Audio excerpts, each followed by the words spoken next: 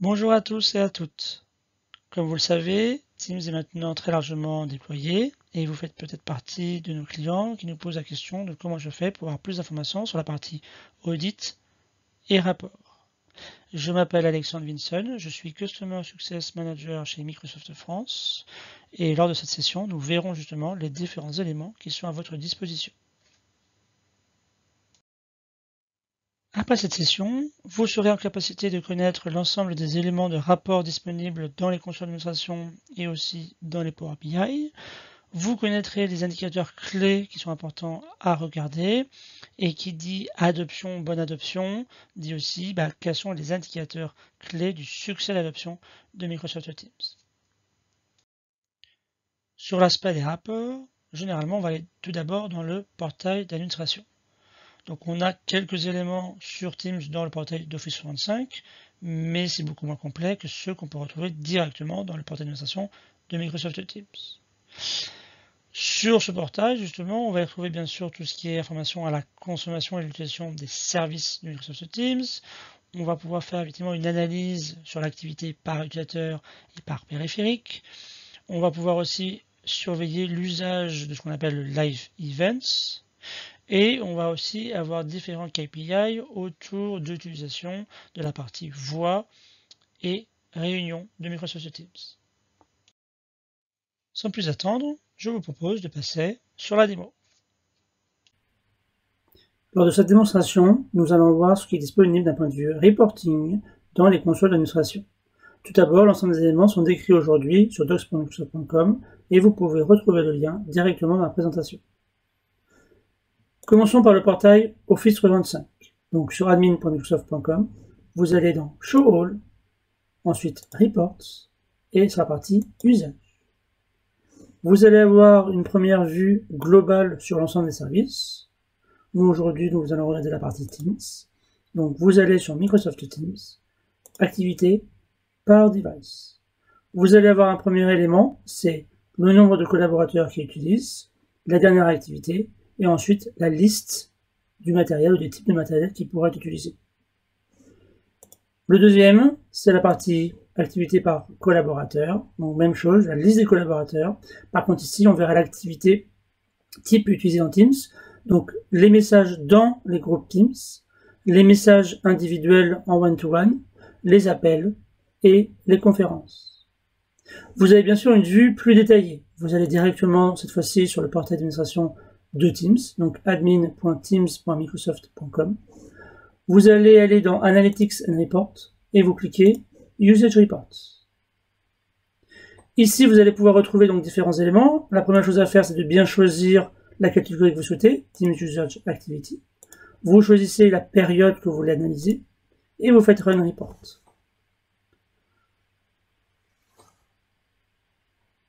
Sur la partie Teams Activity, vous allez retrouver même chose, donc les collaborateurs qui ont l'activité, le type d'activité avec la date d'activité et effectivement l'historique à travers le temps. Vous allez voir la même chose côté périphérique qu'on a vu tout à l'heure, justement sur le portail d'Office 365. Donc même chose, l'activité par type de périphérique. On va aussi avoir l'activité par Teams. Donc là, on va voir en fait les groupes Teams qui sont plus actifs ou moins actifs. Vous pourrez voir effectivement si aussi ils sont publics ou pas publics. Et vous avez des éléments qui peuvent être intéressants, qui sont les guests. Donc je rappelle, les guests, ce sont les personnes qui ne sont pas membres de votre organisation et qui ont été ajoutées directement dans le Teams par vos collaborateurs. Vous allez avoir la partie, bien sûr, Teams Live Event. Donc, lorsque vous voulez effectivement faire un événement avec plusieurs, donc plus de 250 collaborateurs. Et ensuite, vous allez avoir l'ensemble des éléments associés à l'activité par rapport justement à la partie voix.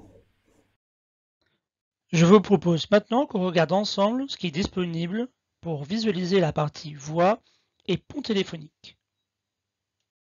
Imaginons maintenant qu'un de vos collaborateurs vous sollicite suite à un problème rencontré lors d'un appel téléphonique ou une réunion. Pour pouvoir investiguer ce type de problème, vous vous rendez sur le portail d'administration de Microsoft Teams, vous allez sur la partie utilisateur, vous sélectionnez l'utilisateur qui a rencontré le problème, ensuite vous allez sur l'onglet Call History, et là vous aurez un historique des différents événements. Cet historique peut mettre 30 minutes ou plus à se mettre à jour. Vous sélectionnez l'élément qui vous intéresse où le problème a été rencontré et ça vous permettra d'avoir une vue détaillée de ce qui s'est passé. Nous voici maintenant dans la vue détaillée. Donc, sur cette vue détaillée, plusieurs informations peuvent être intéressantes à regarder. Sur la gauche, nous aurons effectivement les informations liées à la personne qui effectivement a fait l'appel, et sur la droite, nous aurons effectivement les informations associées au correspondant. Le premier élément qui peut être intéressant à regarder est le périphérique qui a été utilisé pendant cette réunion, ce point téléphonique. Vous allez pouvoir voir, par exemple, si le périphérique a été certifié par Microsoft Teams ou non. Le deuxième élément, c'est la partie effectivement système. Quel est l'OS qui aura été utilisé et est-ce que les ressources du PC étaient disponibles lors de l'appel. Le troisième élément qui est intéressant aussi, c'est la partie connectivité. Sur la partie connectivité, vous savez quel est le type de connectivité qui a été utilisé par le périphérique. Est-ce que c'est du LAN par exemple ou c'est du Wi-Fi? Vous aurez la fréquence du Wi-Fi utilisée, qui peut être un bon indicateur. Et bien sûr, vous avez aussi l'élément de qualité de réception par rapport au Wi-Fi. Vous avez aussi au milieu l'aspect réseau, donc c'est sur les informations à travers les paquets qui ont été émis et reçus. Et sur la droite, donc la même chose pour votre correspondant. L'ensemble de ces informations sont résumées sur le lien indiqué en bas de la page. Sur l'aspect supervision de la partie voix et conférence téléphonique, il y a aussi un portail important à connaître qui s'appelle le Microsoft Call Quality Dashboard, ou plus communément appelé CQD. Les chiffres sont donnés effectivement par rapport au nombre de flux. C'est-à-dire qu'effectivement, lorsque vous allez faire un appel téléphonique avec deux personnes, cela va générer deux flux. Si une personne partage l'écran, ça va aussi générer de nouveau deux flux. Donc c'est comme ça qu'on compte le nombre de flux. Cette vue vous permet d'avoir une overview globale donc, sur le nombre de flux générés, donc associé à l'activité du service au sein de votre organisation. Vous allez avoir la qualité du flux et vous avez aussi la possibilité d'avoir effectivement d'autres vues. Et ça, tout simplement, vous cliquez sur la barre des tâches, par exemple dans la partie Summary Report, et là, donc, vous avez effectivement de nombreuses vues qui sont aussi disponibles. Nous allons par exemple regarder la partie Call Quality Experience Report. Donc, on peut voir ici qu'on a une vue plus détaillée de l'activité autour, par exemple, des appels de type voix. On va pouvoir voir la fréquence d'utilisation et la qualité. Ce qui est intéressant à regarder, c'est aussi sur la partie droite, où vous allez effectivement avoir un résumé de l'ensemble des vues de visualisation qui sont à votre disposition. Maintenant, on va regarder effectivement une vue plus détaillée. On va de nouveau cliquer sur le report et on va aller sur la partie Detailed View. Cette vue est très intéressante pour les entreprises qui sont en cours de migration ou d'hybridation entre Skype et Teams. On a par exemple sur la première vue à gauche, le 0 correspond à l'activité associée à Skype for Business et à droite, l'activité associée à Teams. On a plus de vues tout simplement en scrollant vers la droite. La vue Rate My Call correspond en fait à la visualisation de la notation que vos collaborateurs auront donnée à la fin du meeting. À chaque fois, à la fin, comme vous le savez, quand vous raccrochez, vous avez effectivement des petites étoiles qui apparaissent et qui demandent aux collaborateurs de voter. Vous allez pouvoir visualiser justement les réponses à cette notation directement dans cette vue. Pour finir, je voulais aussi montrer cette vue, donc qui est une nouvelle vue qui est en train d'arriver, que vous pouvez dès à présent, si vous le souhaitez, la tester en installant le Power BI indiqué dans le lien en bas, et qui vous permet de montrer effectivement le type de dashboard qu'on peut aussi avoir. Dans cette vue, par exemple, on va pouvoir voir de façon plus détaillée la séparation de l'activité entre les appels audio, les appels vidéo et les partages d'écran, des éléments qui peuvent être intéressants. Nous venons de terminer les rapports disponibles dans les outils d'administration.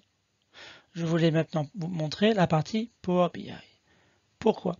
Tout d'abord, grâce à Power BI, vous êtes en capacité de pouvoir créer votre propre rapport et le customiser à vos besoins.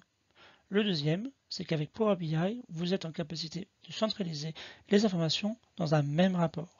Donc vous allez pouvoir centraliser, par exemple, l'ensemble des éléments que vous avez besoin associés au service Office 365, mais vous pouvez aussi, par exemple, associer des éléments à votre ITSM et donc corréler, par exemple, le nombre d'incidents par rapport à des problématiques rencontrées réseau ou par rapport, effectivement, à des problématiques sur le service.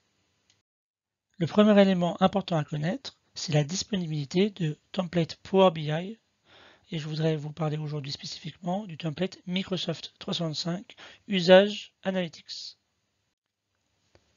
Vous pouvez simplement retrouver ce template dans le store Power BI et il va vous permettre déjà d'avoir une visualisation plus sympathique sur ce qu'on aurait pu déjà voir et il va vous permettre aussi de regrouper différents éléments d'information qui vont au-delà du Microsoft Teams dans un simple rapport.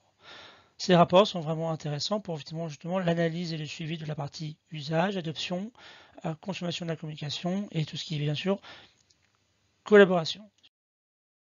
Passons à la démonstration où je vais vous montrer comment on installe ce Power BI et quels sont les éléments qui sont visibles à travers ce nouveau template. Dans cette démonstration, nous verrons comment installer Microsoft 365 Usage Analytics. Tout d'abord, l'ensemble des étapes que nous allons présenter aujourd'hui sont inclus effectivement sur le site web docs.microsoft.com. La première chose à faire est de récupérer l'ID de votre tenante. Cela se fait très simplement en allant dans portal.azure.com. Ensuite, vous cliquez sur Azure Active Directory. Et dans la partie Overview, vous verrez directement le numéro de votre tenante. Vous pouvez à ce moment-là directement copier l'ID du tenant. Et ensuite, nous allons aller sur le site Power BI. Vous vous connectez donc sur le site Power BI. Vous allez dans la partie Apps. Ensuite, vous allez sur la partie effectivement Marketplace de Power BI. Et vous allez à ce moment-là rechercher l'application que nous souhaitons installer. Tapez tout simplement dans la barre de recherche Microsoft 365. Ici, effectivement, on voit l'application apparaître. Vous cliquez Get It Now. Elle va à ce moment-là s'installer. Vous allez avoir un message d'installation. Vous cliquez Oui. Vous allez ensuite donc taper le nom du workspace que vous souhaitez lui donner. Donc, M365 Analytics. Voilà. Continuez.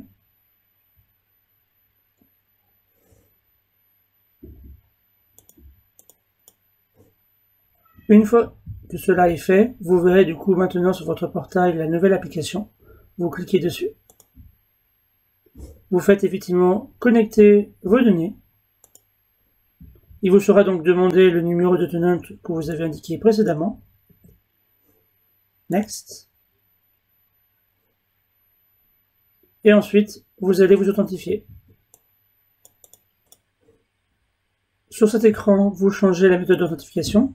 Donc, vous devez mettre absolument au haut. Vous laissez Privacy Level et vous cliquez sur Sign In. On vous demande de vous authentifier. Ici, je m'identifie avec mon compte de démo.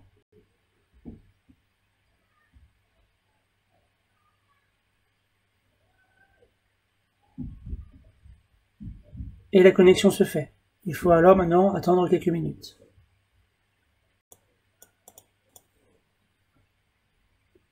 Une fois que vous avez attendu quelques minutes, il vous suffit de cliquer sur Report et vous verrez alors effectivement la visualisation du reporting de votre environnement.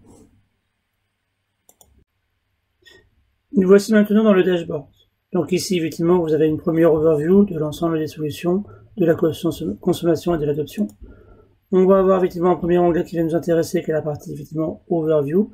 Vous allez avoir donc effectivement sur l'onglet mobility, la partie effectivement consommation par rapport au device, si vous souhaitez effectivement surveiller l'usage par rapport au matériel qui pourrait être utilisé, par exemple effectivement la version web, la version Android ou la version Windows. Nous allons avoir aussi l'onglet donc adoption. Donc l'intérêt du Power BI bien sûr que ce soit du reporting dynamique. On va pouvoir cliquer par exemple sur Teams, qui est le sujet d'aujourd'hui, et on va pouvoir effectivement avoir une vue détaillée de ce qui s'est passé. Donc on va avoir le nombre d'utilisateurs actifs, ceux qui ont des licences, et on va voir effectivement le type d'usage qu'on va retrouver. On est capable aussi de faire un drill down, tout simplement en cliquant sur le petit plus. Sur la partie usage, effectivement, on va aller un petit peu plus loin. On va voir effectivement la partie consommation par rapport au service utilisé. Donc ici, par exemple, on va pouvoir voir effectivement le nombre d'appels qui auront été faits, le nombre de messages qui seront en one-to-one, donc dans le chat, et on va voir aussi, bien sûr, l'activité qui va être associée directement au groupe Teams. Donc ça permet effectivement de faire une analyse un petit peu sur l'usage, et donc peut-être de ressensibiliser lorsque vous allez faire vos campagnes d'adoption. On a la partie, bien sûr, aussi activité autour de la communication, avec une vue assez similaire. On va avoir la partie collaboration, qui, elle, sera un peu plus orientée, effectivement, sur la partie, effectivement, données. Donc ici, on va voir, effectivement, les données qui ont été vues, modifiées, les documents qui ont été partagés, etc. On va avoir la partie, bien sûr, licensing. Donc c'est pareil pour avoir en fait du reporting sur le nombre de licences qui vont être attribuées et qui vous restent. On va avoir effectivement la partie usage par produit, donc avec une vue très similaire à ce qu'on avait pu voir aujourd'hui dans la partie overview. Et enfin, on a la partie user activity qui peut être aussi intéressante et qui va vous permettre d'avoir en fait un détail plus granulaire et vous donner en fait cette activité associée à l'utilisateur. Donc la même chose, je suis sur l'onglet Teams et j'ai la même chose que tout à l'heure, donc effectivement la partie activité dans la channel, activité dans les chats one-on-one ou dans les meetings, mais là on l'associe effectivement par rapport au nom du collaborateur et par rapport au département. Donc même chose, l'objectif potentiellement c'est de pouvoir sensibiliser certains départements peut-être pour leur favoriser l'usage. Un autre élément que vous souhaitez peut-être visualiser, ce sont des éléments associés à la sécurité autour de Microsoft Teams. De très nombreux éléments sont bien sûr disponibles. Cependant, aujourd'hui, je souhaitais faire le focus sur deux portails spécifiques. L'un qui dédie l'ensemble des composants autour de la compliance, compliance.microsoft.com, et l'autre qui dédie l'ensemble des composants associés à la sécurité, security.microsoft.com. Sur ces portails, vous avez déjà la partie scorecard. Donc la scorecard est assez intéressante parce que très facilement compréhensible d'accès. Il va aussi vous proposer un plan de remédiation. Donc idéal quand vous ne savez pas par où commencer et regarder s'il y a des actions qui sont assez simples à mettre en place pour augmenter la sécurité de votre organisation. Si vous souhaitez connaître toutes les activités qui s'est passées dans votre environnement, que ce soit d'un point de vue du collaborateur, mais aussi toute activité qui aurait pu effectivement être effectuée par un administrateur, cela est possible à travers l'audit log. L'audit log va couvrir aussi le portail qu'on appelle eDiscovery. eDiscovery est le portail qui va vous permettre, par exemple, de faire les recherches lorsque vous avez des demandes RGPD.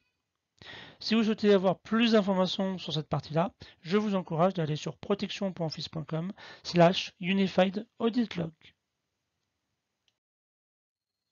Après avoir fait le tour de différents rapports, nous allons maintenant parler des différents KPI qui peuvent être intéressants à partager afin de déterminer si l'adoption de Teams est un succès ou non au sein de votre environnement. Lorsqu'on travaille sur le sujet de l'adoption, généralement on commence par définir les critères de succès. Donc voici un exemple de matrice que vous pouvez vous-même remplir. Le premier élément, c'est de définir le cas d'usage que vous souhaitez effectivement mettre en valeur au collaborateur. Par rapport à ces cas d'usage, il faut arriver à identifier des KPI pour indiquer si vous avez atteint ou non votre objectif. On va bien sûr définir les métriques, les sources, et on va aussi définir les enjeux et les opportunités par rapport à ces scénarios. Dans cet exemple, on a par exemple pour ambition de gagner en efficacité sur l'aspect de la collaboration. Donc on définit effectivement qui va être l'honneur de cet aspect-là. Donc souvent, ça va être les ressources humaines. Et ensuite, effectivement, on va définir les critères qui vont nous permettre de définir si on a réussi ou pas. Et sur cet aspect-là, par exemple, de nombreux clients choisissent d'évaluer, par exemple, le nombre de réunions.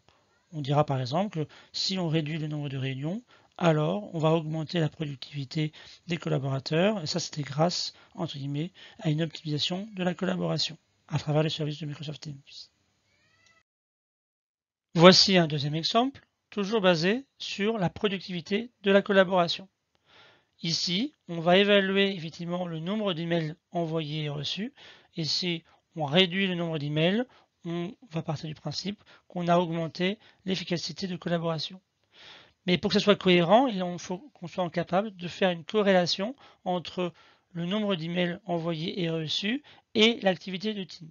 Si on a une corrélation avec les deux, alors on peut estimer qu'on a atteint nos critères de succès. Faisons maintenant un petit résumé de cette session. Je souhaite tout d'abord commencer par partager deux bonnes ressources. La première, c'est Success with Teams, qui rassemble l'ensemble des éléments vous permettant d'accompagner vos collaborateurs comme vos administrateurs autour de l'adoption de Microsoft Teams. Le deuxième, c'est le Fast Track. N'hésitez pas à les solliciter si vous avez besoin d'un accompagnement approfondi. Et pour finir, voici un petit récap des différentes ressources. En plus des trois premiers liens qui ont déjà été partagés précédemment dans cette présentation, on y retrouve donc le lien sur la partie Microsoft Graph. Microsoft Graph sont effectivement la partie API qu'on va pouvoir interroger pour ceux qui souhaitent avoir plus d'informations que ce qui a déjà été proposé précédemment. Et je partage aussi donc deux liens supplémentaires pour ceux qui souhaitent aller plus loin sur la partie sécurité et compliance d'Office 365. Aujourd'hui, nous avons donc vu la partie rapport disponible aujourd'hui dans la console d'administration. Nous avons aussi vu un template Power BI qui est intéressant à utiliser, que je vous encourage à déployer si ce n'est pas déjà fait. On a aussi vu qu'on était en capacité de faire des audits et des analyses lorsque vos collaborateurs rencontrent des incidents sur les appels et les réunions. Je vous ai montré aussi deux portails vraiment très importants à regarder, je vous encourage aussi, sur l'aspect sécurité et compliance. Et bien sûr, on ne peut pas effectivement établir la réussite de déploiement de Teams sans avoir défini en amont des KPI de la réussite. Et c'est pour ça que je vous ai départagé effectivement un framework pour cela. Je vous remercie beaucoup de votre participation. Je vous dis à bientôt et n'hésitez pas à regarder sur le site web les autres webinaires disponibles autour de 65 et d'autres sujets.